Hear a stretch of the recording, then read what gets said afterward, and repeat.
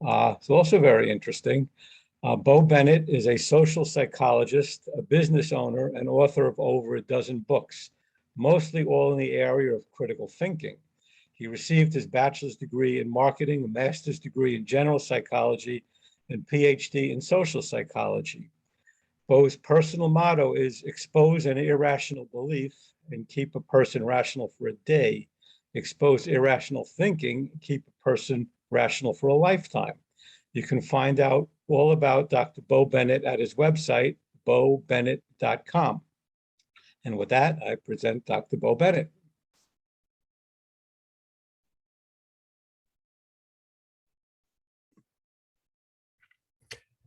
Hello, everybody. Thank you, Fred and Don and the good people at CDHS for having me. I appreciate it. Let me share my screen. I assume I'm able to do that. If I may have to make something, if it doesn't pop up, I'll make it happen. Okay. There we go. Okay, you should have it now. Sorry. Thank you. No, that's fine. Share screen.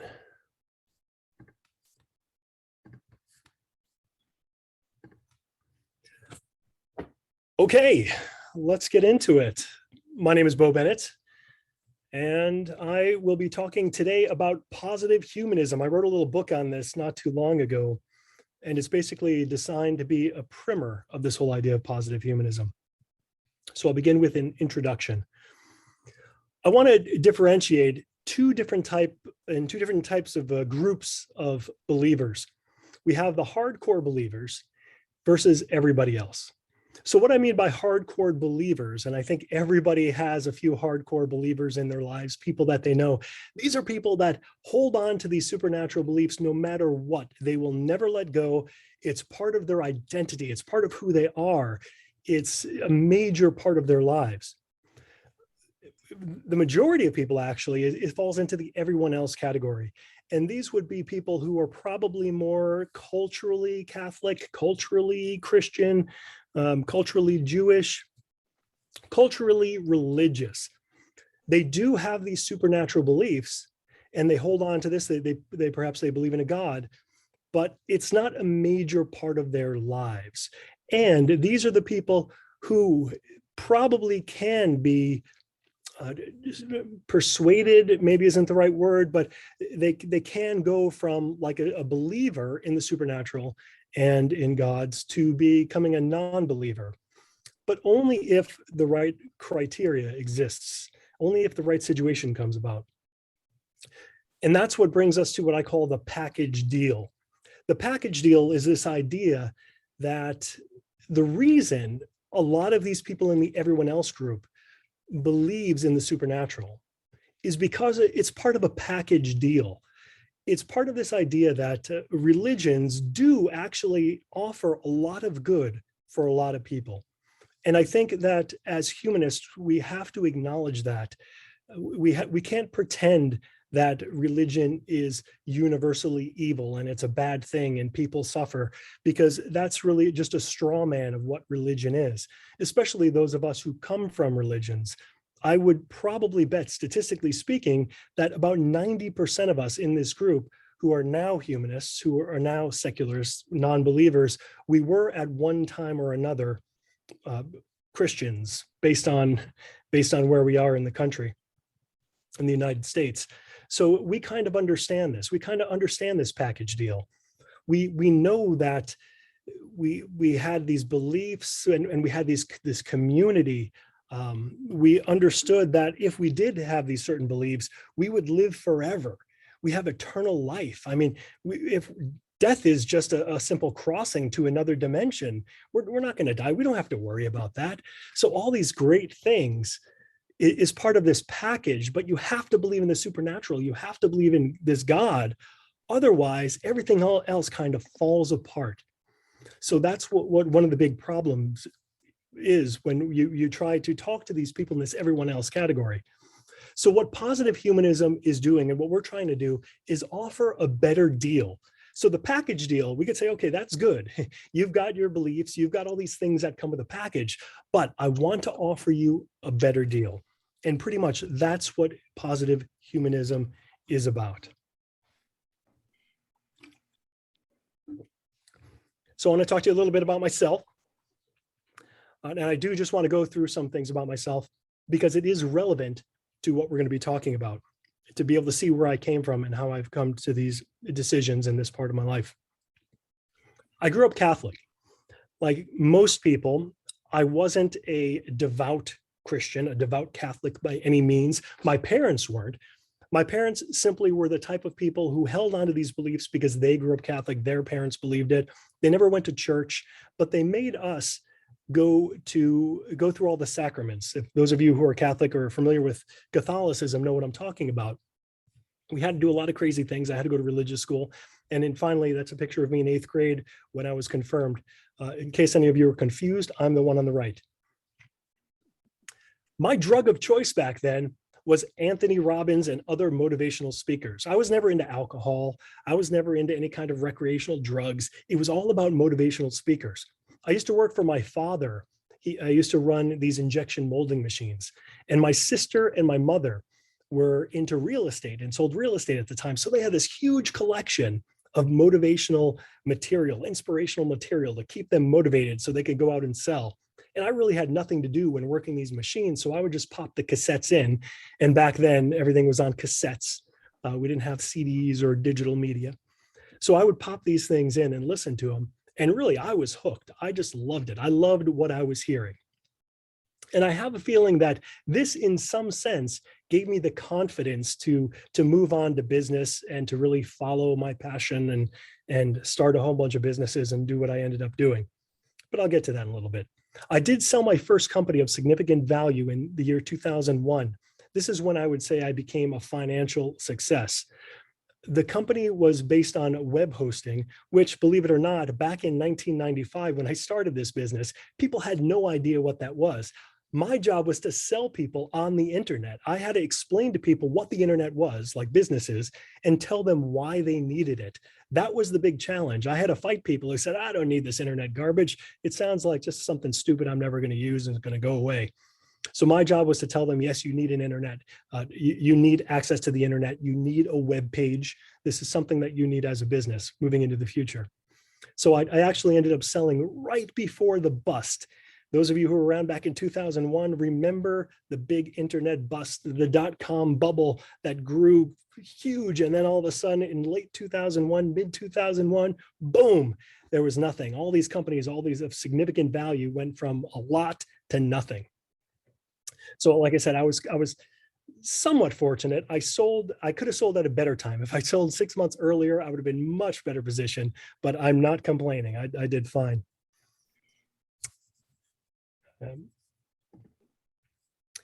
So what I did was I wrote my book called Year to Success. This was the first book that I wrote as a summary of literally hundreds of books that I read on success. I wanted one resource of all these ideas that I felt helped me in my journey. I wanted to put them in a book. And I wanted to basically to hand this down to my children who were young at the time, but also to anybody else who were interested in that. And something very interesting happened while I was writing this book. I realized that, damn, these guys are full of crap. These are the motivational speakers that I looked forward to. And I just loved everything they said.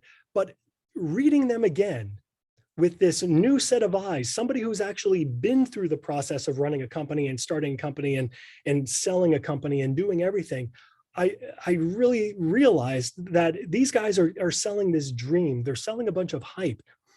And that really bothered me. It bothered me that I bought into it, but it also bothered me that in a way I was kind of selling it.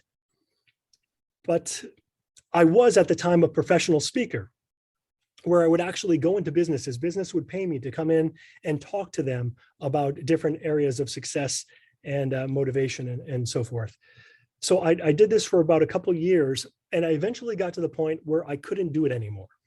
And this kind of reminds me of the pastors that we know who were very religious and then eventually turned to be secular. You know, they're still kind of doing the job and they're still talking and saying the things, but they slowly start making their sermons a little bit more secular. And then eventually they just get to the point where they can't do it anymore. That was me. I was taking all the woo and all this crazy stuff out of the motivational speeches I would give, talk a little bit more realistic. But really, it got to the point where, you know what, I just can't do it anymore. It just didn't feel right. Not that I was lying, but in a sense, I wasn't telling the whole truth. And that's kind of what got me. Now, this brings me to my directing this newfound love for critical thinking to religion. When a good friend of mine came up to me and said, Bo, would you like to hear about Jesus? And, you know, this was a big mistake that he made. Because at the time, I was already considered myself a theist. I considered myself a Catholic. I was definitely cultural. This was when I was in my my 30s, my early 30s. I believed in God, but I would never go to church and I would never really think much about it. I wouldn't talk about it. It was the belief that was just there. It was left over from my childhood. But my friend was really pushy and he really wanted to talk to me about Jesus. He gave me a book by Lee Strobel. Most of you probably heard of the book. I forgot the title of it, but anyways, A Case for Christ, I think it was called. He gave me the book and I read it. And I was just like, I couldn't put the thing down because I just couldn't believe that people would buy into this. There were so many problems with it from a critical thinking perspective, from a rational, reasonable point of view. Now, to be fair, this wasn't the best argument for theism or Christianity. It's a very weak and emotional play on this trying to sell these Christian ideas from Lee Strobel. But it was that book and that situation that really started me on this 3-year deep dive journey into religion, culminating in my reading the Bible from cover to cover. Now, again, the reason I mentioned my financial success before is because that was what allowed me to devote full time into looking at religion. This was my job. This is what I did day after day. I would just constantly read books, listen to debates, and I would be on a bunch of different forums and discussion boards where I would be actively debating a little bit earlier. It wasn't really debating. It was more like questioning and following these debate boards to get different ideas from both sides. But it was reading the Bible cover to cover that eventually brought me to the point where I had to admit that I was an atheist to myself and to others. And I think that anybody here who has read the Bible from cover to cover probably came to the same conclusion. And I started out as an angry atheist. I mean, I was pissed at everybody. I was constantly involved in making nasty comments on forums and in social media. I would enter every debate I had the opportunity to. When people would talk about just casually, they'd be around me and they said, oh, I feel blessed or something, or use some kind of religious term. I'd be like, you know, I'd make those, I'd make those like annoying comments. I'd be that guy that you really don't like to be around just because he's so negative all the time. And this is understandable. It seems like an evolution of atheism when people kind of just come into being an atheist. You feel like you've been lied to. You feel like you've been deceived. I felt like the church that I've trusted with everything that I could, my parents that I trusted who sent me there, I feel like they all deceived me. Again, not that they were necessarily lying, because I truly believe that people who run churches and my parents, they believed what they believed. But I feel like there was a truth that they weren't telling me. They weren't giving me the whole truth. They weren't giving the opportunity for me to question the truth. That kind of questioning really wasn't welcome or talked about. So I was angry, but eventually that anger subsides. And I was no longer this guru. I had to hang up my angry atheist hat because that quite didn't fit anymore. So what's next? What's there? And next comes positive humanism. Before that, actually, I also became a social psychologist. And for those of you who don't know what social psychology is, the way that it relates to this is you could say it's a study of how interacting with other beings affect our thoughts and behaviors. Now, the important part of this, if you take a look at that definition, the other beings don't necessarily have to be human beings. They could even be imagined beings. So when we're talking about gods or the gods, that affects our thoughts and behavior as well. So that is part of social psychology. So let's talk a little bit now about positive humanism. Let's get right into it. To understand positive humanism, you need to understand two other concepts. One is humanism, which I'm sure that most of you here in this group have a really good grasp of, but I understand that there are guests and there are people who are probably new to humanism, and there are also people that probably are holding on to a different idea of humanism.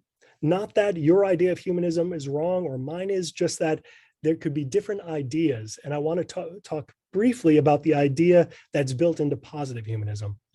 And then there's positive psychology, which is a branch of psychology.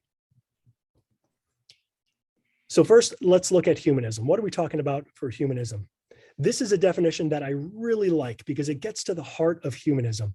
It's an outlook or system of thought attaching prime importance to human rather than divine or supernatural matters. I want to stop there for a second because there are some, and we probably know some theistic humanists, people who consider them humanists, but also do believe in a God. And the reason that that is compatible and that still does work is because they do put human interests and importance above what they believe their God wants or might want. And that really does matter when you think about how you live your life and how you vote and everything that you actually do. So continuing, humanist beliefs stress the potential value of goodness of human beings. Goodness of human beings, not that we're sinful and we're bad and we're trash and we're in need of a savior. The goodness of human beings. It emphasizes common human needs and seek solely rational ways of solving human problems. Not praying that if it didn't rain for a week, we all don't get together and pray to the gods that it rains. That is not a rational way of solving human problems. Rational way of solving human problems. And this is a key importance of humanism. Now, note in this definition that there's no mention of politics. There's no mention of social issues and what side of social issues we need to be on to be good people.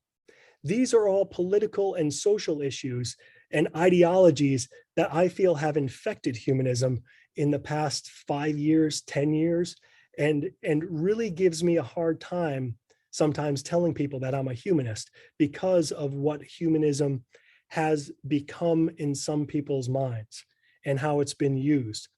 So when I'm talking about humanism, I am talking about the core, the foundation. This is what's part of positive humanism. All right, positive psychology. Positive psychology, again, like I said, it's a branch of psychology.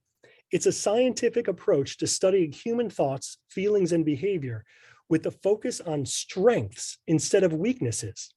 Imagine that, focusing on our strengths, building the good in life instead of repairing the bad, and taking the lives of average people up to great instead of focusing solely on moving those who are struggling up to normal. So if we think of mental health on a spectrum or a continuum, we have one end where we have people with mental health issues, we would say, people who just are suffering in some way, who are having problems. This is what psychology tends to focus on for the most part. And then you have people on the other end of the spectrum. This is the flourishing. This is where people are doing great. People are doing fantastic. They're embracing life. They're loving life. This is also a very important part of the spectrum of well-being, of the health, mental health, but it tends to be ignored. Maybe for good reason at first, because we really want to get people who are suffering out of that state, but we also don't want people to languish through life and just stay there in the middle. We want people to really enjoy it. We want people to embrace it. We want people to flourish. And that's where positive psychology comes in. This isn't a brand new idea, but it has been around for several decades. Part of positive psychology is this idea called Perma. And this explains well-being. So well-being theory is incorporated into positive psychology. It basically just states that positive psychology is about well-being. We want to live the best lives we can, and we do that by measuring what we call well-being. And well-being exists on what might be considered 5 different dimensions. The acronym for that is PERMA, P-E-R-M-A. P stands for positive emotions, feeling good. E stands for engagement or finding flow. You know, when you're in a task and you're doing something that you absolutely love, you're just into it, and then hours could pass and you don't even realize it.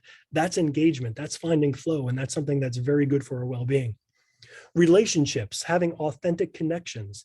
They don't have to be romantic. They don't have to be friends. They could be everything. They could be family, friends, romantic, the whole variety of relationships. That's what's mattered. It's the relationship. Meaning and purpose. What existence, like what are you here for? What are you doing with your life? That's very important. And then achievement, sense of accomplishment. So if you notice here, we've got 5 different dimensions, and they're all different. Now, I want to give you a quick assignment. I want to just you to take 30 seconds to do this, because it is important, and it will come up a little bit later in what I'm talking about. I want you to take a look at these 5 different dimensions and order them based on your personal sense of well-being.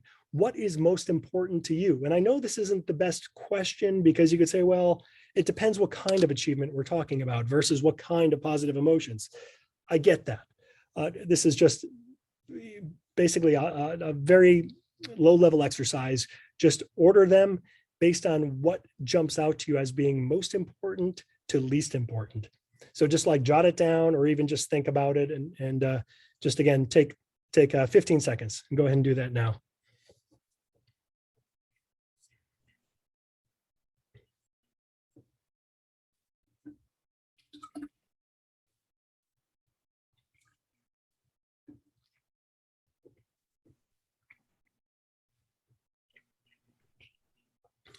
All right, that's good enough. And even if you just got the top 3, that's fine.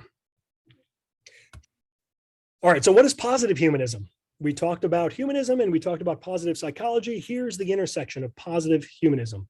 Positive humanism is an applied secular humanistic philosophy based on the scientific findings of positive psychology. So we're talking about science that focuses on the personal, professional, and societal flourishing. And for those of you who aren't familiar with the term flourishing, it's basically the uppermost part of well-being. It's doing extremely well. And we could do extremely well on a personal level, professional level, and as a society could do extremely well. It's an applied philosophy, which means it focuses on ideas that lead to increased well-being. So it's not a theoretical philosophy where we just sit in a room and talk about things. It's really applied, and that's what's important, because it leads to this idea of increased well-being. As a secular humanistic philosophy, there are no appeals to the supernatural, the magical, or the mystical. We don't need to do that here, and we don't want to do that, because we're talking about a science-based approach that uses methodological naturalism in its inquiries. And there's no room for supernatural, magical, or the mystical. Not that we could say that that kind of stuff doesn't exist. We don't even have to go there. We could just say that we can't measure it. And that's what science is about. And that's what science says. It says that, look, we can't, if there is something called magic or supernatural or gods, we can't measure them, so we don't deal with them. And that's kind of what we're doing here with positive humanism. Positive humanism is based on reason, it's based on critical thinking, and it's science-based. Now, there are many different aspects of positive humanism and how positive humanism could actually come into play and really affect our real lives. Now, remember, one of the things that we're trying to do here is we're trying to give people a better deal. We're trying to give them an alternative to their existing beliefs, what they believe. There are a lot of people who hold on to these beliefs because of motivated reasoning. They're extremely motivated to believe in the supernatural, because if they don't, then they're going to realize, oh, I might lose all my social connections. I might lose this idea that I actually am going to die, or I'm going to stop existing when I die. And that is extremely scary to people. They may lose this idea that there's no ultimate justice and people could get away with doing bad things in this life. And that's it. They're not going to be punished for eternity. And that's really troubling to a lot of people.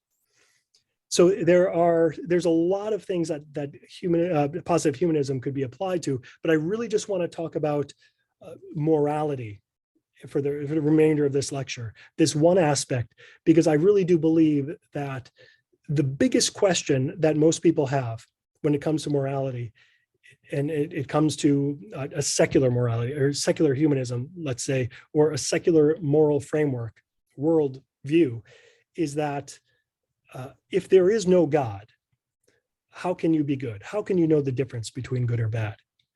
And I do feel that that's a question that many atheists or humanists struggle with. Not necessarily that they don't know the answer and they're not competent with it, but probably they just can't communicate it well enough or succinctly enough, enough to be convincing to the theist who may ask that question. And that's really the goal. The goal is to offer them a better alternative, offer them a really good answer that removes that barrier, that roadblock of letting go of their supernatural beliefs, because now that they could adopt this other kind of secular morality and really find that they're going to start flourishing. They're going to start doing better. All right, for the remainder of this presentation, or at least the section on morality, I want to stop sharing my window here. Not because I want you to stare at a big picture of me necessarily, but because I need access to a lot of my notes on my screen here, so I could speak about. All right, here we go. All right. So I think you guys could just see me if you could just nod your head and you're not seeing my screen. Yeah. Okay, good. Good. All right, so let's talk about morality. Morality is one of my favorite subjects. It is actually part of social psychology, and that's my specialty. That's where my degree is in. We talk about moral behavior, moral decisions, moral ideas in social psychology, but it's also a big part of philosophy. So there's a lot of crossover in the two. Now, what I want to do right now is just give you a quick introduction of some moral theories. There are many different moral theories, but I just want to cover some of the major ones here to give you an idea of the variety that exists for those of you who certainly haven't studied moral theories. So the first one I want to go over quickly is moral subjectivism. This is the idea that what is right and wrong is determined by how the person feels. I'm going to use an example from my book that I wrote about the morality of eating meat. Like the book is called Eat Meat or Don't. So the example I use, is it wrong to kill both humans and animals for food? I'm sorry, it's not a question. It's wrong to kill both humans and animals for food because it feels wrong. And that's what moral subjectivism is about. It's about determining what's right and wrong by how something feels. Cultural relativism is the idea that what right and wrong is determined by the particular set of principles or rules that the relevant culture just happens to hold at the time. So we could say it's okay to kill animals for food, and it's not okay to kill humans for food, because this is our cultural norm. Now you can see some of the issues with that. Well, we have different moral norms based on the different cultures. You know, is that okay? Who knows? Ethical egoism. What's right and wrong is determined by what is in the person's best self-interest. It's immoral to act, according to this theory, contrary to one's self-interest. So you could say, for example, it's wrong to kill animals and humans for food because this practice would not be in my best self-interest. If one of us went around killing humans, especially for food, then of course we would go to prison and probably get in there for life. That's not good for us. So according to this moral theory, well, then we don't do it. Then it's wrong because it's not in our best self-interest. Divine command theory, which we'll be talking about more later, what's right or wrong is determined by what is commanded by God or the gods, as personal revelation written in a holy book or preached by a religious leader. So we could say, according to divine command theory, that it's wrong to kill humans for food because we were all made in God's image. We could say that it's wrong to kill animals for food because we should care for all of God's creations. Of course, this is working under that framework, that divine command theory framework. Utilitarianism, what's right and wrong is determined by the overall goodness or the utility of the consequences of an action. So we could say it's wrong to kill people and animals for food because doing so causes more suffering to more people than it causes pleasure. So it's all about utility. And then there's deontology. What's right and wrong is determined by the rules of society. This is an interesting one. Immanuel Kant's categorical imperative states, act only according to that maxim whereby you can at the same time will that it should become universal law. So if you don't think everybody should do it, if you don't think that it's a good idea that everyone should do it, then you don't do it. That makes it wrong. So for example, if you see a really nice phone in somebody's car seat, you could say, okay, that works for me to open up the door and take the phone, but would I want everybody doing that, especially if I had a phone in the car? No. So according to deontology, that would be kind of the decision process that would make you say, no, it's not a good thing to do. Virtue ethics, what's right and wrong is determined by good people who embody admirable values and virtues, such as wisdom, prudence, loyalty, honesty, temperance, bravery, magnanimity, and justice. So it's wrong to kill animals for food because I'm a good, virtuous person and I think it's wrong. You can see where the issues with that moral framework comes in. It's just a matter of what you think people are, if you think people are good and loyal and honest, but we have no way of demonstrating that. Centiocentrism, and this is another one that I'll be concentrating on. This is basically a well-being-based theory. What's right and wrong is based on the overall effect a behavior has on the well-being of organisms in proportion to their ability to experience well-being, that is, their level of sentience. So we could say it's wrong to kill animals for food because doing so subtracts from the collective well-being of sentient beings more than it adds to it. So that's really about well-being. There you go. That was a really quick and probably not completely 100% accurate because I didn't want to go into too much detail. Look at several of the very important and commonly used morality-based theories. All right, so let us talk about what comes up with all of these theories at one point or another, and that's this idea of objective versus subjective. And I'm sure you've heard of that before. The idea of objective moral values, objective morality. And people will say, well, if it's not objective, then it's subjective or it's relative, or it's just your opinion, or it's arbitrary. Now, without going into too much detail, when we talk about subjectivity, we are kind of talking about something that's relative. We are kind of talking about opinion in a way, but it's not necessarily arbitrary. And usually the words like opinion just has a negative connotation, and a connotation that doesn't associate itself with more like deep thought or study or research. So for example, just because something is subjective, let's say a subjective moral value, something that we all agree upon is good, it could be done based on good science, good facts, good logical reasoning. And with all that worked into the process, we could say that it's good, and that's okay. But if we're just like willy-nilly saying, this is just my opinion, I think that's good, then that's completely different. But yet both are technically subjective.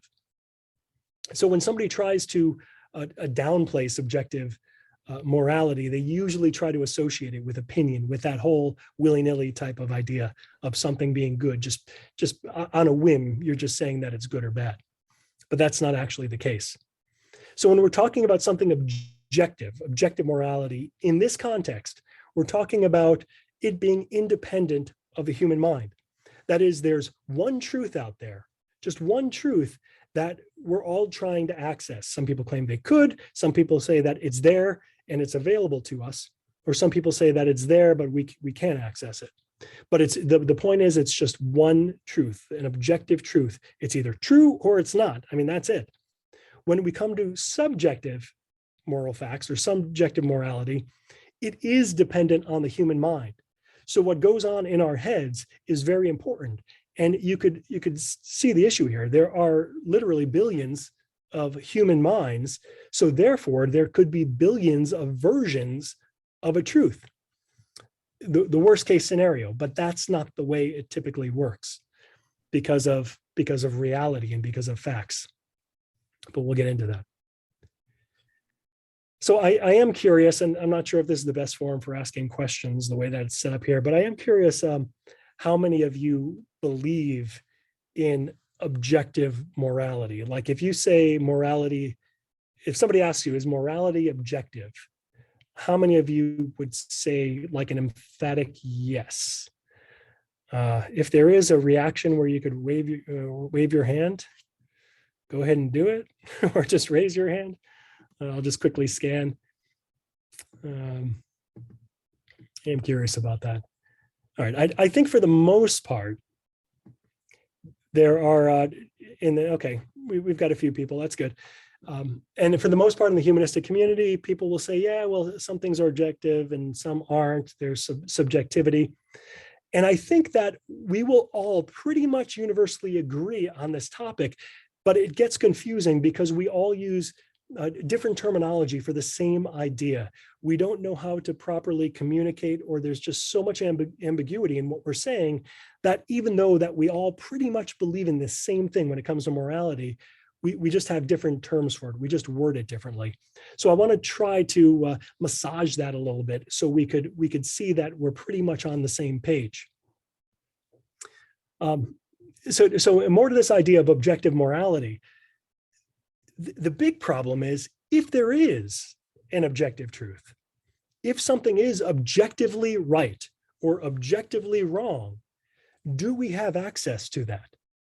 Can we, as mere mortals, as mere flawed humans with our cognitive processes that we don't perceive reality exactly, can we have access to that truth? And can we say, yes, I know for 100% certain that this is objectively morally good, or this is objectively morally false? Another problem with subjectivity is that ignorance leads to poor opinions or poor decisions that we make. So if we're looking at a topic, a moral issue, like should we bring in immigrants from another country that's suffering, let's say, we could have different opinions on that, whether it's morally right to do it versus morally wrong to do it, based on the information that we have or the information that we don't have. So we may have two perfectly rational thinkers who are very good, who both subscribe to the same worldview, like humanists, but come to different conclusions because one person has more information than the other, or one person has false information. So information can also be a problem with developing these subjective opinions, or just opinions. So when somebody asks you, how do you know the difference from right and wrong? Like what's right and what's wrong? I think most of us take for granted that there is a hidden implication in there. The hidden implication is we can't answer that question without being in respect to a goal. Like, okay, right or wrong in respect to what goal? Like if we say, for example, steal food, we want to steal food. Is it right to steal food? Well, you could say, well, if I'm feeding my starving family and that's the primary goal is to make sure that citizens are well fed and live, then yes, it's right to steal food in that circumstance. Or if the goal is to protect personal property, then according to that goal, in respect to that goal, stealing food is wrong. So whenever we're talking about right or wrong, we need to think about the goal. All right. And let's talk about empathy quickly. Empathy is the biological foundation for all these theories. We can't talk about morality without talking about empathy, at least not a naturalistic basis for morality, a secular morality.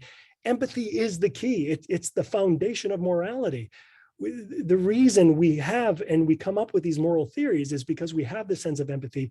And when we do something that's wrong, or we see something that's wrong, we feel it. It's a visceral type of feeling. And this can be explained with mirror neurons and a lot of psychology that you just probably don't want to hear, and it doesn't really matter.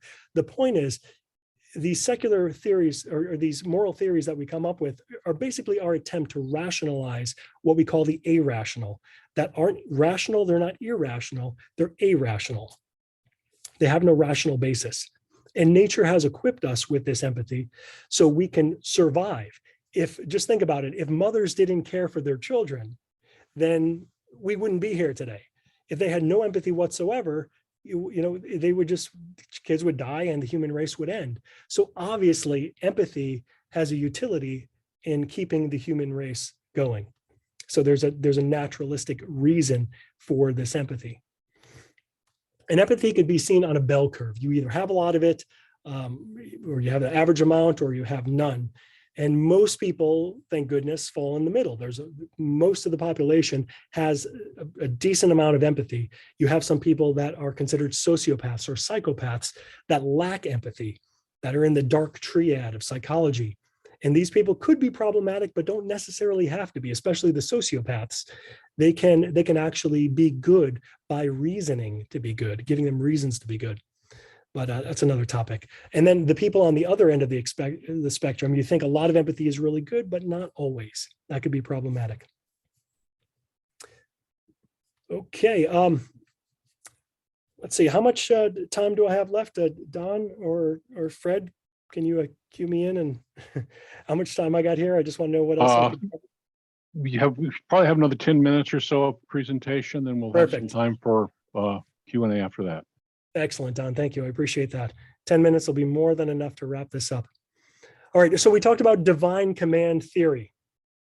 Divine command theory is this whole idea that what's good has to do with God's will.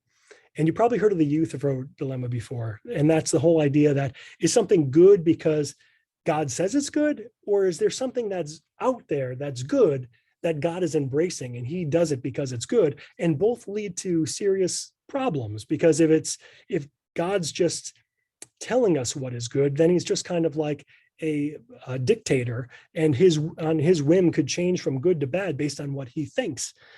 That's a problem. Or if it's out there, then he's not really God, because there's something more powerful than him, and this is that idea of goodness. So that's a problem. So Christians have come up with this idea that God's nature, that's what it's about. This goodness is part of God's nature. And, whether that resolves the problem or not, it doesn't matter. The point is that God knows what is good. The big problem is, do Christians or theists or the religious folk have access to these godly truths? Well, you could look at biblical interpretation. There's 34,000 denominations of Christianity. Now, I know most of those are geographically based, but the fact is that within every denomination, there are churches that have different opinions on things, different views. And within every church or congregation, there are individuals that hold different moral opinions. And all of them believe that they're reading the Bible and they're interpreting the Bible their way, and this is what God's word is. So that's clearly problematic when it comes to trying to find an objective basis for divine command theory. How about what religious leaders say? Well, that's a problem, because you have religious leaders like the Pope, the Catholic Pope, who is said to speak for God. And then you have a billion people who believe that, or at least believe it, through their Catholicism. And then you have a billion people, the Protestants, who don't, who think, no, he's full of garbage. Nobody speaks for God, humans. We can't rely on that. What about divine inspiration? You will hear, if you have theist friends, you will hear them saying, I communicate with God. I heard from God. God talks to me through sunsets, or some people even say God actually talks to me and I hear God. Those people got other issues, but let's not worry about that right now. And there was this one woman you probably heard of who drowned 3 of her children because she said that God told her to do that. So clearly this divine inspiration is a problem, especially when all these people are divinely inspired with completely different and contradicting messages. There's a problem. People come to wildly different conclusions based on these forms of knowledge that they believe they know God's will. And the interesting thing is nobody can demonstrate what is actually God's will. None of these people could do that. Not only that, they can't even demonstrate that God exists, but they can't, working on the foundation that God does exist, they can't demonstrate his will. It's just a matter of, well, this is what I believe. I live a good life. I'm happy, so that must be the case. But we know that everybody, or not everybody, but a lot of people feel that same thing and live contradicting lives in different ways. So that can't be the case. So in theory, any kind of divine command theory or divine religious theistic morality is objective in that there's a God who knows what is right or wrong. But in practice, in reality, it's subjective because nobody has access to these truths, even if they claim they do. So here is the major problem with theistic moralities, is that when people believe that they have access to this truth, when they believe that they know God's will, there's no question about it. God is talking to them. There's no negotiation. There's no compromise. And there's just no way to work around problems. What it usually comes down to is conflict, is war, because that's the only solution. It's not, it's might makes right. You have two people who believe in something strongly, and that's it. And you could look at Christianity and you could look at Islam, and those two things are not compatible. And you'll have practitioners on both sides who will guarantee that they know the truth and they know God and God talks to them, but that's a problem. Now, when we're talking about well-being-based theories, let me quickly go through this. Well-being-based theories, again, really focus on the well-being of individuals. I would like to say that well-being-based theories solve all these problems, but they don't. Morality is an incredibly complicated thing. It's not easy. You could say, for example, that morality is all about just well-being. Like if we all agree that well-being is the foundation of morality, then it's smooth sailing from there. But that's not the case, because what do we mean by well-being? Go back to that exercise that I gave you. I will guarantee you, we don't have a lot of time now, but I would bet if I went through and got some opinions and got some feedback from you guys, you would all tell me that these aspects of well-being, you would read them off in different orders. And that's perfectly fine. It just means that we all value different aspects of well-being. So what well-being means to me may not mean the same to you. And that comes into conflict when we're trying to figure out what's right or wrong. There's more problems with that. For example, the social sphere. When it comes to well-being, should I be concerned with just myself? Or how about my family? Is my family more important than my community? Should I be focusing on my family or community? Or what about my country? Or what about all of humanity? Where is the right sphere? People disagree. People say, well, we got to focus on our country, or we got to focus on just people in our neighborhood, or a family, or families first. Family's most important at the expense of others. These are things that are up for debate. What's the value of life? I was just watching Titanic, the movie, and they said, all women and children get on the boats. Forget about the guys. You're not worth as much. Or maybe it's about the utility. The utility of the men weren't as much as the women and the children. But that does bring an interesting point. Like, is a 98-year-old man on life support who's got stage 4 cancer, is he worth less than a 5-year-old healthy child? It's a question. Like, utility-wise, should we be saving younger kids versus older people? These are things that aren't easily answered. What about the well-being of horrible people? People who have done horrible things. Should we really count on their well-being? Do we really care about their well-being?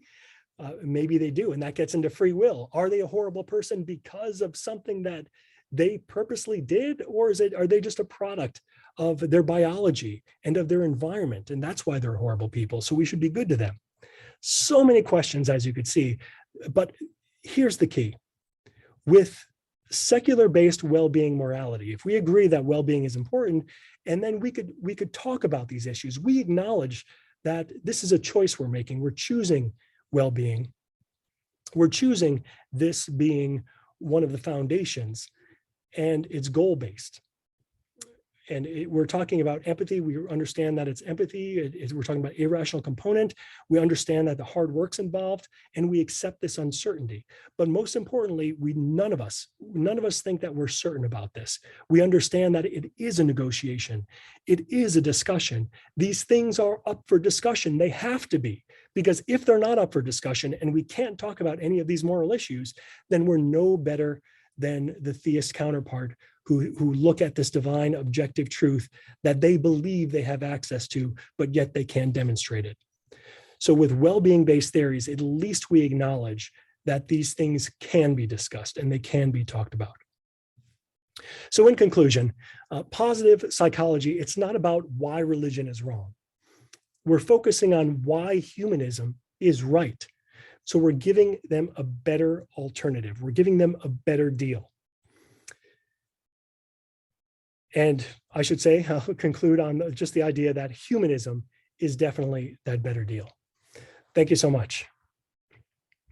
Thank you very much, Bo. That was very insightful.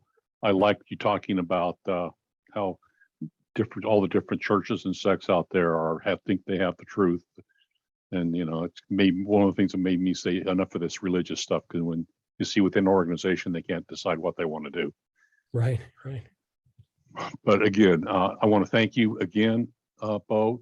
We do have several questions that have come in the chat. So let's start with Andy asks or poses that the problem is in the details. For example, it is objectively morally right to help the poor.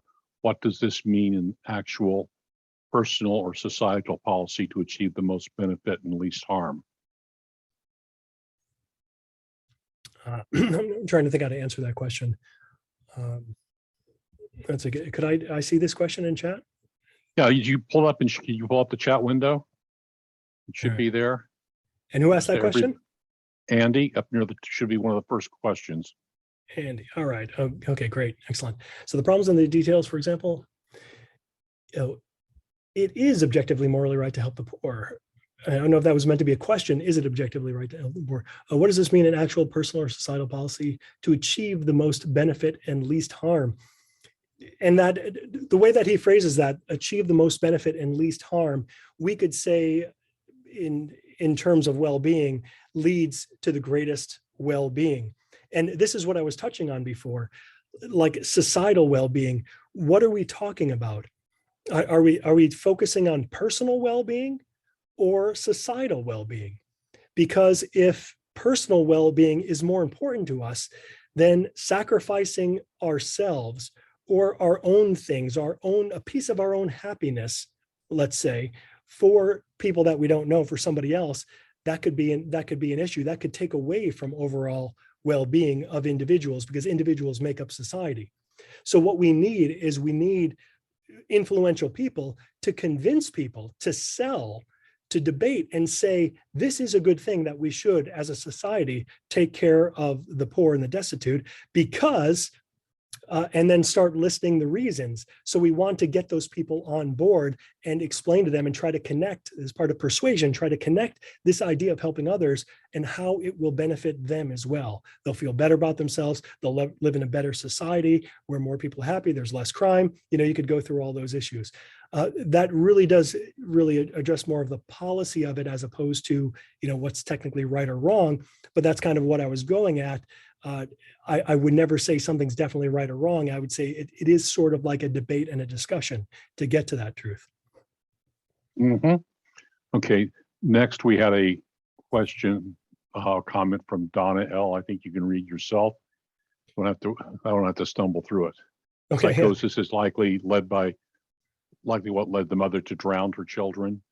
If this is correct, perhaps she was hallucinating. Right.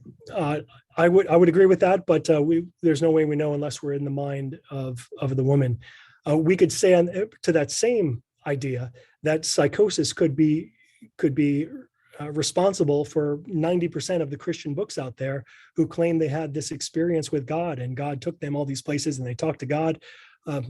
If you look at the percentage of the people in any given population that have these type of mental health issues, it stands to reason that these people, there's a large percentage who are also Christian, which are like 90% of the population or something, or maybe 80%, whatever it is. So you could say that a lot of people that have these experiences are actually tapping into some kind of psychosis, but that's always dangerous. I think to Donna's point, it's pretty clear that this woman had some issues going on.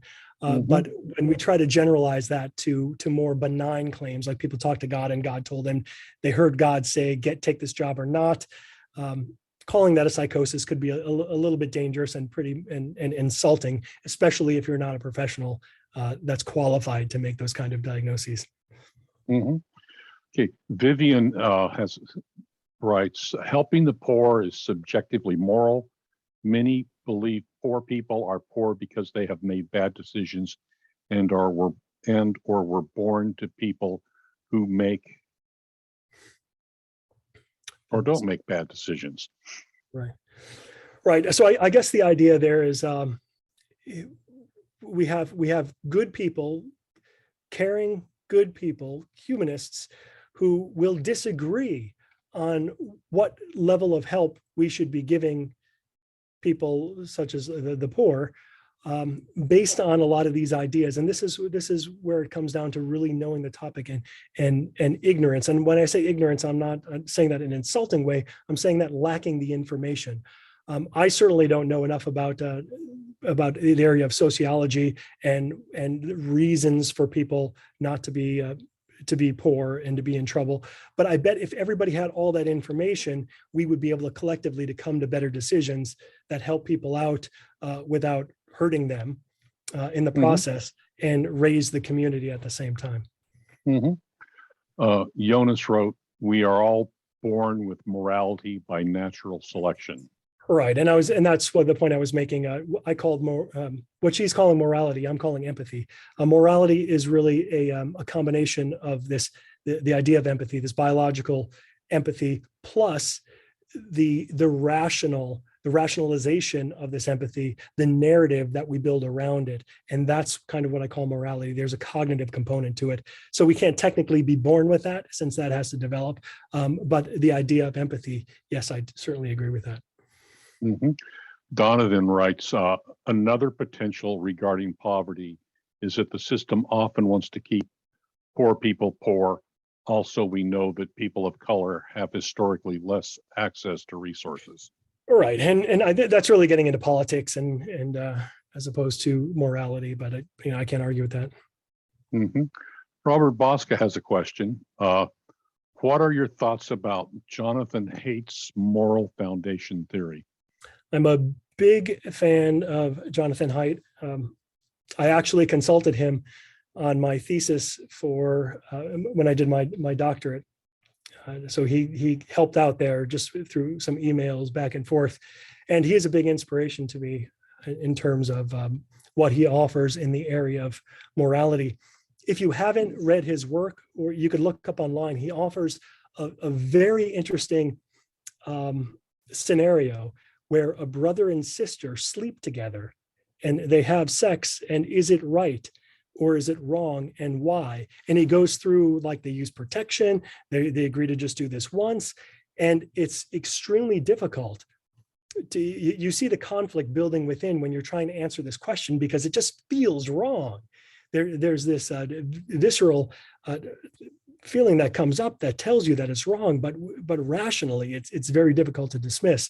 So his work is very interesting. I love what he does, and pretty much I agree with his work. Okay, Vivian writes, the system, in quotes, cannot make decisions or take actions. Human make the decisions and take the actions that allocate resources unequally. Agreed. So Shauna has a question. What economic models would you say cultivate or are best suited for positive humanism? I would say I'm not qualified to answer that question in terms of, I'm not familiar with the economic models proposed and enough about them. So I'm sorry. It's okay.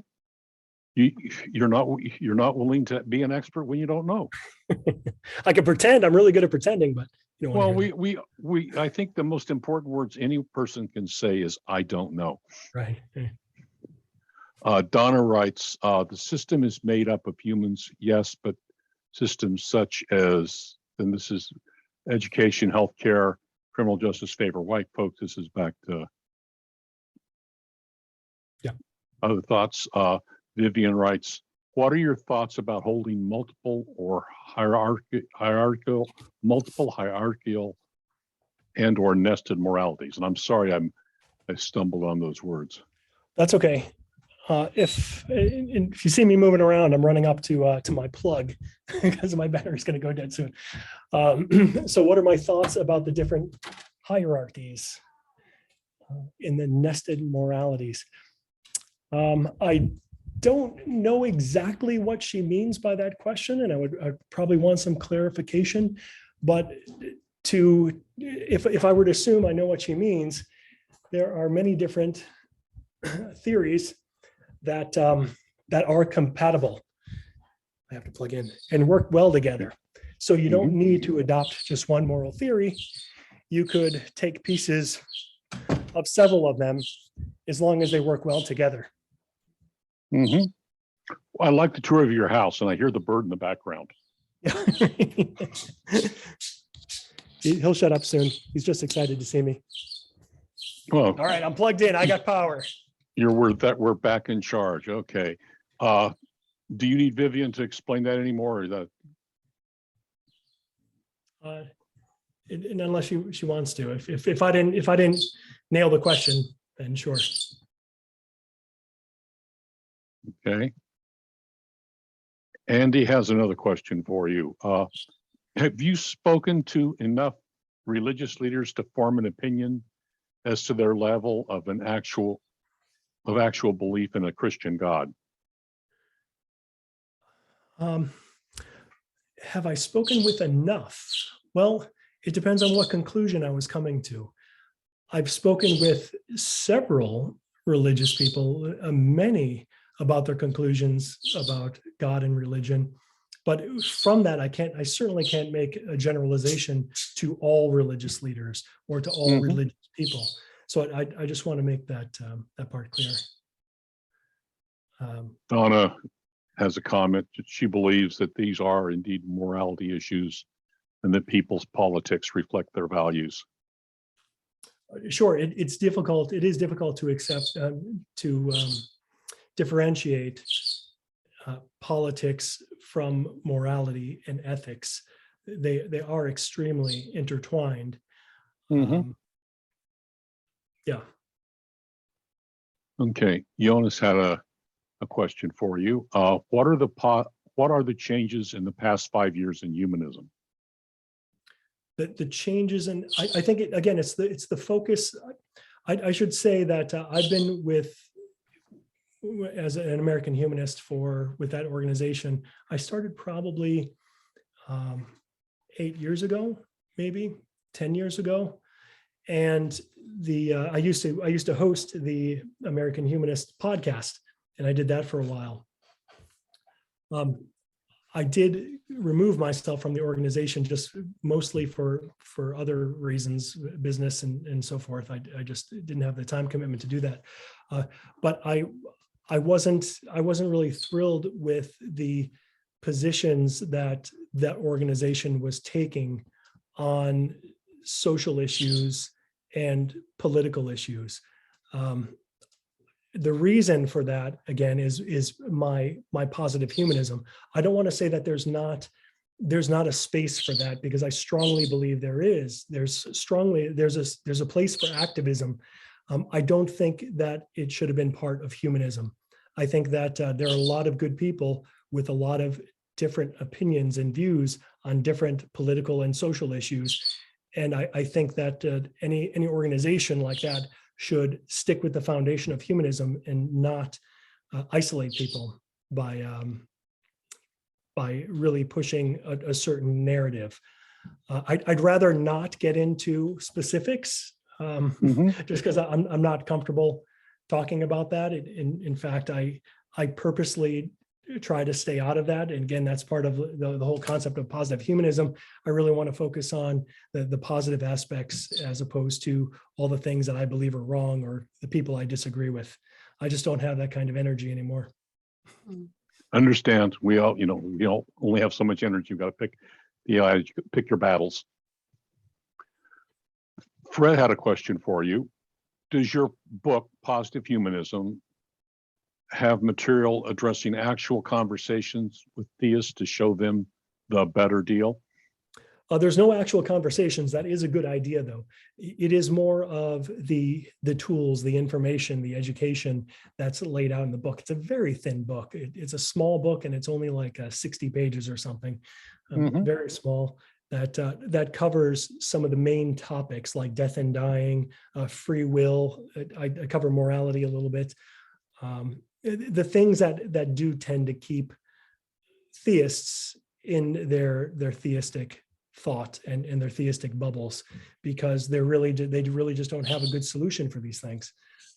And that's what I try to provide in the book. But Fred, I think that's an excellent idea to have some kind of supplement that would have these conversations. Okay. Vivian didn't say your answer to her previous question suffices. That's the end of the chat questions. Douglas Pilzer has raised his hand and been patiently waiting. Sorry to take so long to get to you, Douglas. Yes, you unmute thank yourself? you very much. I'm a doctor myself of philosophy, okay? And here's the thing.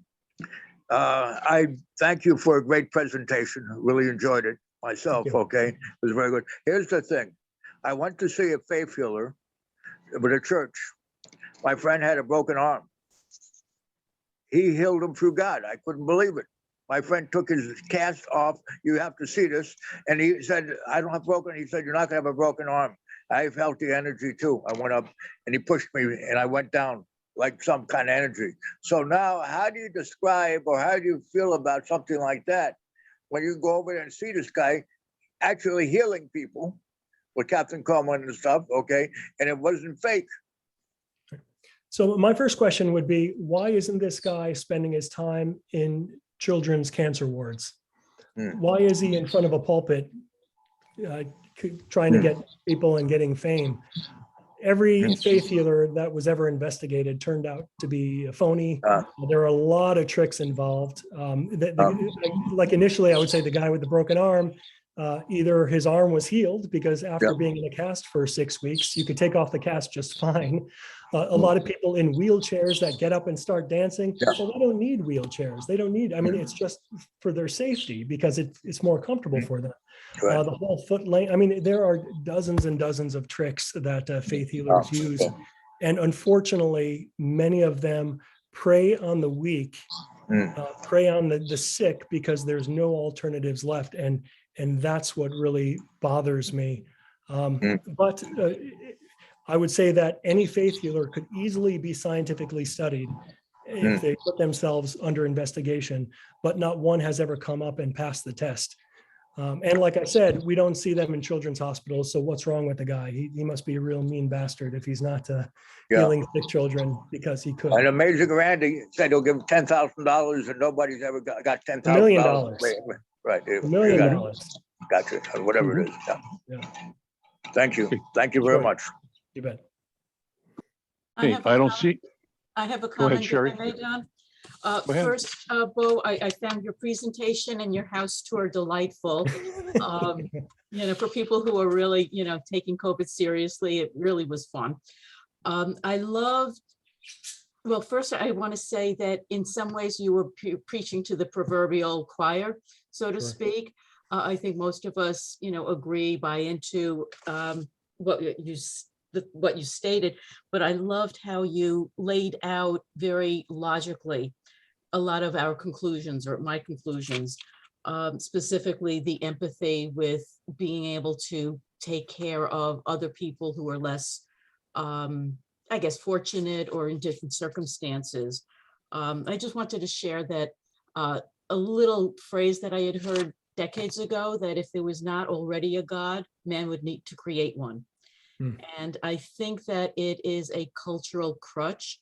And I never was angry atheist. I think I was I'm comfortable with whatever path gets you to good, as long as you're not disrupting other people's paths, or doing harm. And I know that there's a lot of controversy over, religion, doing a lot of evil things. But I'm just disappointed that your book is a short book, because I was really anxious to read it. So we'll look for a sequel. And thank Well, you I very have much. 12 books, so if you're not satisfied with just that, you could pick up my other ones. What's your opinion on the better books that you've written? You could go to bobennett.com, my domain name, and you could see all my books there. The other one that I think would be really good for the humanist community is my book called Reason, Books 1 and 2. It's a culmination of about 5 years of podcasts I did on the Dr. Bo Show, approaching all interesting issues, some social issues. You get some of my ideas on that that I didn't want to talk about here. Skeptical issues on religion, on miracles and so forth. So I think that you guys would enjoy that. I also enjoyed how you introduced with your background, because I think that, I guess I'm a cultural Jew. Nobody's going to tell me that matzo ball soup is not wonderful. I just really like it because it holds memories. It's just soothing, and I think a lot of people kind of bastardize the distinction between religion and the cultural blanket that it affords us, because it is warm and fuzzy. People like, singing in churches, but they'd also probably like singing in a community. Right. So there are tangential things that we get from religion, but humanism also offers that. But it was just very interesting how you laid out a lot of your statements, and having played with psychology academically. I think social psychology was one of my favorite courses, although I did not continue in it, but I see it everywhere. So just thank you very much for a wonderful presentation. You're welcome, and thank you. And I think that's all the questions we have today, Bo, and I don't see anybody else's hand raised. I do want to thank you very much again.